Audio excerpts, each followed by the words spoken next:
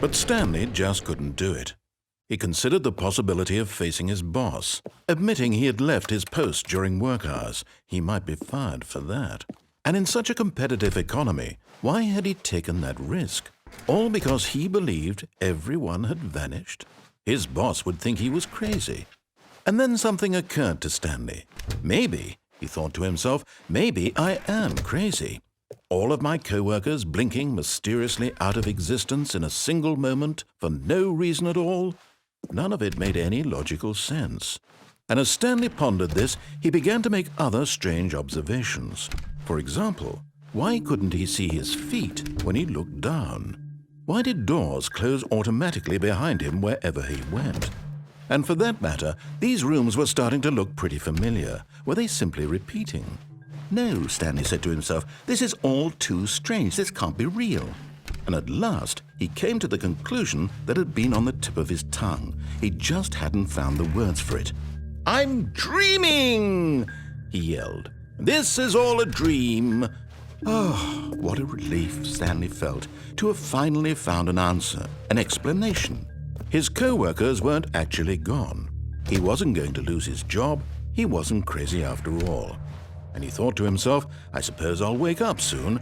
I'll have to go back to my boring real-life job pushing buttons. I may as well enjoy this while I'm still lucid. So he imagined himself flying and began to gently float above the ground. Then he imagined himself soaring through space on a magical starfield, and it too appeared. It was so much fun, and Stanley marveled that he had still not woken up. How was he remaining so lucid? And then perhaps the strangest question of them all entered Stanley's head. One he was amazed he hadn't asked himself sooner. Why is there a voice in my head dictating everything that I'm doing and thinking?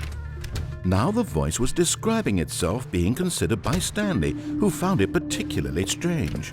I'm dreaming about a voice describing me, thinking about how it's describing my thoughts, he thought.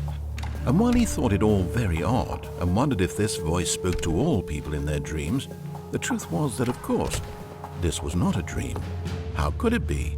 Was Stanley simply deceiving himself, believing that if he's asleep, he doesn't have to take responsibility for himself? Stanley is as awake right now as he's ever been in his life. Now, hearing the voice speak these words was quite a shock to Stanley. After all, he knew for certain, beyond a doubt, that this was in fact a dream. Did the voice not see him float and make the magical stars just a moment ago? How else would the voice explain all that? This voice was a part of himself too. Surely, if he could just... He would prove it. He would prove that he was in control, that this was a dream. So he closed his eyes gently, and he invited himself to wake up. He felt the cool weight of the blanket on his skin, the press of the mattress on his back, the fresh air of a world outside this one. Let me wake up, he thought to himself. I'm through with this dream. I wish it to be over. Let me go back to my job. Let me continue pushing the buttons. Please, it's all I want. I want my apartment and my wife and my job. All I want is my life exactly the way it's always been. My life is normal. I am normal. Everything will be fine. I am okay.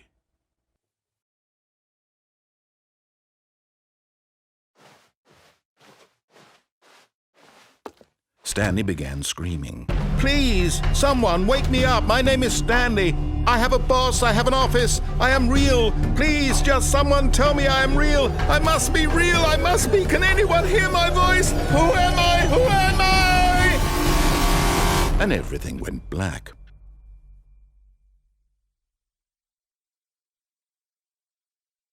This is the story of a woman named Mariella. Mariella woke up on a day like any other. She arose, got dressed, gathered her belongings, and walked to her place of work. But on this particular day, her walk was interrupted by the body of a man who had stumbled through town talking and screaming to himself, and then collapsed dead on the sidewalk. And although she would soon turn to go call for an ambulance, For just a few brief moments, she considered the strange man. He was obviously crazy. This much she knew. Everyone knows what crazy people look like. And in that moment, she thought to herself how lucky she was to be normal. I am sane. I am in control of my mind.